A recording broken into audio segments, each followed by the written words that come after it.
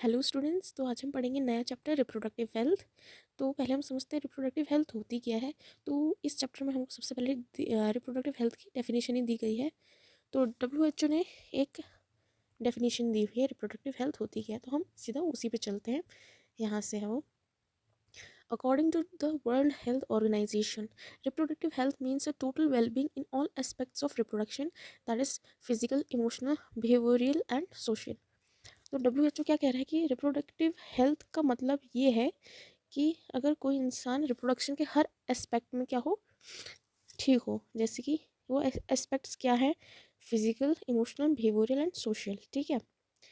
Therefore, a society with people having physically and functionally normal reproductive organs and normal emotional and behavioral interactions among them all in all sex related aspects might be called reproductively healthy. तो इसमें बोल रहा है कि जैसे society में अगर हर एक इंसान फिजिकली और फंक्शनली नॉर्मल है, ठीक है, उनके रिप्रोडक्टिव ऑर्गन्स और उनका जो इमोशनल बिहेवियरल इंट्रैक्शन है वो हेल्दी है, तो इसका मतलब जो इंसान है वो क्या है, रिप्रोडक्टिवली हेल्दी है। अब हम आ जाते हैं अपने next topic, reproductive health problems and strategies. India was amongst the first countries in the world to initiate action plans and programs at a national level to attain total reproductive health as a social goal. तो इसमें बोल रहे हैं कि जो India था वो सबसे पहली कंट्री था जिसने क्या इनिशिएट किया था, प्लान और प्रोग्राम नेशनल लेवल पे, ताकि क्या अटेन कर सके, रिप्रोडक्टिव हेल्थ अटेन कर सके सोशल लेवल पे। ठीक है।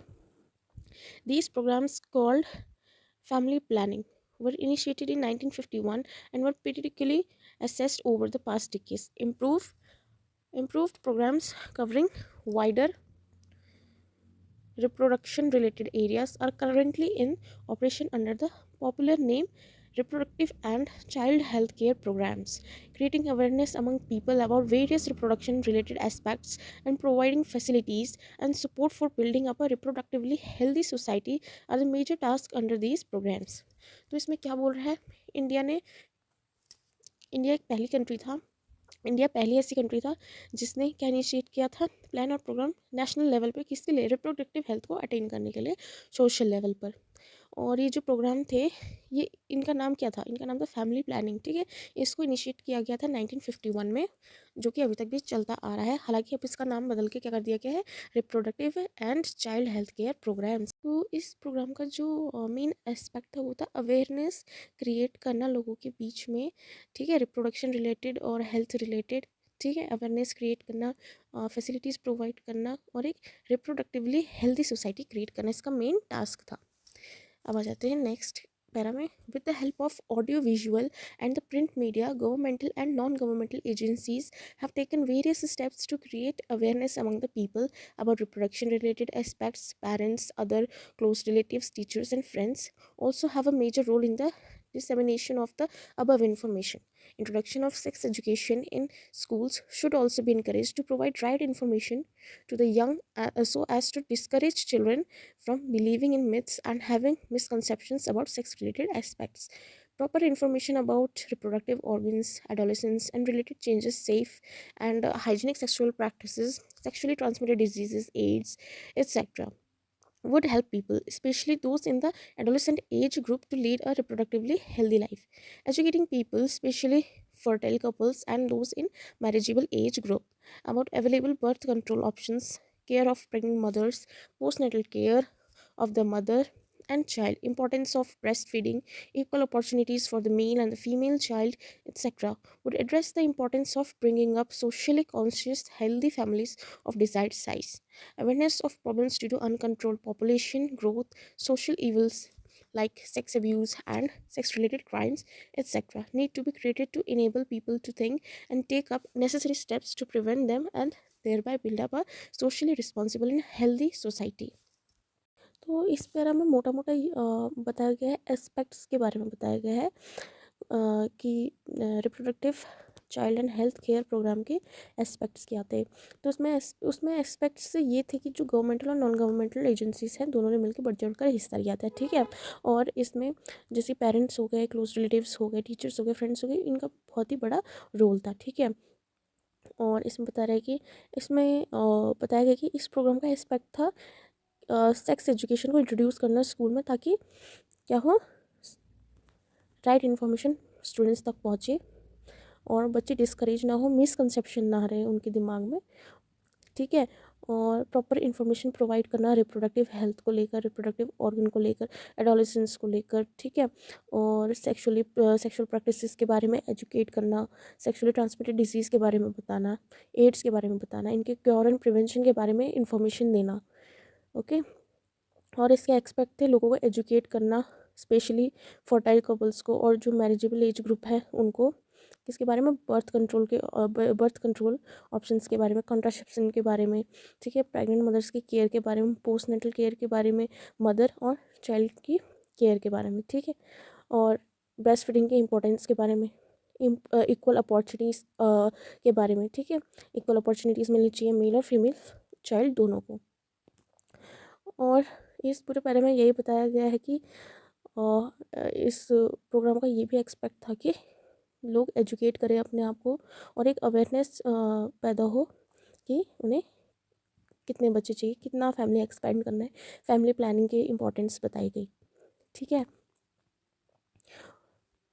तो इस पैरा में इतना ही था। अब हम आ जाते हैं नेक्स्ट पैरा में। Successful implementation of various action plans to attain reproductive health requires strong infrastructural facilities, professional expertise and material support. तो ये लाइन बोल रही है कि किसी भी एक्शन प्लान के इम्प्लीमेंटेशन के लिए क्या चाहिए, एक स्ट्रॉन्ग इंफ्रास्ट्रक्चर फैसिलिटी चाहिए, प्रोफेशनल एक्सपर्टाइज चाहिए और मटेरियल सपोर्ट चाहिए। These are essential to provide medical assistance and care to people in reproduction related problems like pregnancy, delivery, STDs, abortions, contraception, menstrual problems, infertility and etcetera. अब ये line बोल रही है कि ये किस लिए एसेंशियल है। ये इसलिए एसेंशियल है ताकि लोगों को क्या प्रोवाइड हो सके, medical assistance, medical facilities provide हो सके, किससे रिलेटेड, रिप्रोडक्शन से रिलेटेड, जैसे कि pregnancy, delivery, STDs, abortion, contraception, menstrual problems, infertility etcetera. Implementation of better techniques and new strategies from time to time are also required to provide more efficient care and assistance to people. तो अब ये line क्या बोल रही है, ये line बोल रही है कि जो इम्प्लीमेंटेशन है बेटर टेक्निक्स का और न्यू स्ट्रेटजीज़ का, वो क्या है, टाइम टू टाइम रिक्वायर होती हैं, ताकि क्या हो सके, मोर एफिशिएंट केयर हो सके और लोगों को क्या मिले, असिस्टेंस मिले, हेल्प मिले, ठीक है। Statutory ban on amniocentesis for sex determination to legally check increasing menace of female feticide. Massive child immunization, etc. are some programs that merit mention in this connection. In amniocentesis, some of the amniotic fluid of the developing fetus is taken to analyze the fetal cells and dissolved substances. This procedure is used to test for the presence of certain genetic disorders such as Down syndrome, hemophilia, sickle cell anemia, etc. determine the survivability of fetus. तो अब इसमें क्या बोल रहा है, amniocentesis के बारे में बता रहा है। आपने ध्यान रखना है, बहुत बार पूछ लिया जाता है व्हाट इज़ एमनियोसेंटेसिस। तो एमनियोसेंटेसिस कुछ भी नहीं है। क्या है एमनियोसेंटेसिस में, क्या होता है कि जो एमनियोटिक फ्लूइड होता है उसका सैंपल लिया जाता है फ्रॉम द मदर्स वूम, ठीक है। तो उसका सैंपल लिया जाता है, उसमें क्या किया जाता है, उसमें जो फीटल सेल्स होते हैं ना उनको एनालाइज किया जाता है, ताकि हमें ये पता चल सके कि कहीं फीटस में जेनेटिक डिसऑर्डर तो नहीं है, जैसे कि Down syndrome, haemophilia, sickle cell anaemia, ठीक है। तो ऐसी कोई जेनेटिक डिसऑर्डर्स तो नहीं है या कोई एनोमली तो नहीं है, तो इसके लिए एमनियोसेंटेसिस किया जाता है। तो एमनियोसेंटेसिस हालांकि बैन कर दिया गया है, क्योंकि इससे क्या हो रहा था, एमनियोसेंटेसिस से फीमेल फिटिसाइड, यानी कि ये भी बहुत बार पूछा जाता है what is female foeticide, abortion of abortion of female foetus, ठीक है। तो इसको बोला जाता है फीमेल फिटिसाइड। तो एमनियोसेंटेसिस आपको समझ में आ गया होगा, और फीमेल फिटिसाइड क्या होता है ये भी आपको समझ में आ गया होगा। ये इसलिए बैन किया गया था क्योंकि लोग क्या कर रहे थे, सेक्स डिटर्मिनेशन कर रहे थे, ठीक है, जो कि अब लीगल नहीं है। और इसकी वजह से क्या हो गया था, फीमेल फिटिसाइड इंक्रीज़ होने लग गया था, ओके। तो अब हम आ जाते हैं नेक्स्ट पैरा में। Research on various reproduction related areas are encouraged and supported by governmental and non-governmental agencies to find out new methods and or to improve upon the existing ones.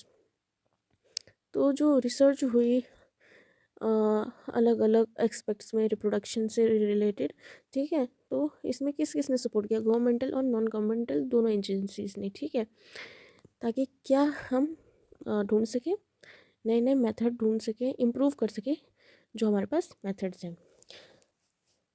तो अब हम आ जाते हैं इसमें वेरी वेरी इंपॉर्टेंट, ये बहुत बार पूछा गया है सहेली के बारे में, ठीक है। तो सहेली a new oral contraceptive for the females was developed by the scientist at central research institute इन लखनऊ। तो इसमें बताया गया, इसको आप अंडरलाइन कर लीजिएगा सहेली का, ठीक है, और यहाँ पे आप लिख भी लीजिएगा कि ये नॉन स्टेरॉइडल होती है, ठीक है, नॉन स्टेरॉइडल,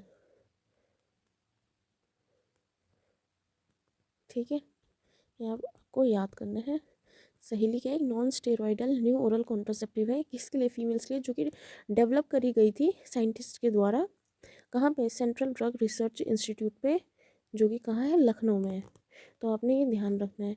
CDRI का फुल फॉर्म भी कई बार पूछा गया है, कई बार, और ये आपने ध्यान रखना है। CDRI का फुल फॉर्म है central drug research institute in Lucknow. Better awareness about sex-related matters, increased number of medically assisted deliveries, and better postnatal care, leading to decreased maternal and infant mortality rates, increased number of couples with small families, better detection and cure of STDs, and overall increased medical facilities for all sex-related problems, etc. All indicate improved reproductive health for the society.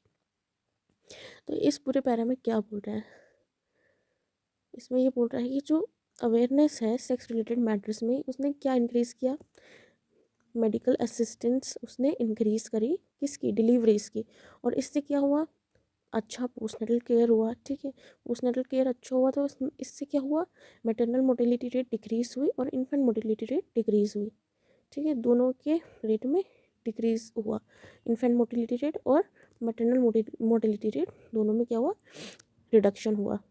और increase किस में हुआ, ठीक है, तो increase हुआ number of couples में, जिनके पास क्या था, छोटी छोटी फैमिलीज थी, और इससे क्या हुआ, इससे ये हुआ कि जो क्योर और डिटेक्शन है STDs का वो आसान हो गया, बेटर हो गया, और इससे क्या हुआ, ओवरऑल किस में इंक्रीज़ हुआ, मेडिकल फैसिलिटीज़ में इंक्रीज़ हो गया सेक्स रिलेटेड प्रॉब्लम्स के लिए, ठीक है। तो ये क्या दर्शाता है, एक सोसाइटी की इम्प्रूव रिप्रोडक्टिव हेल्थ को ये दर्शाता है।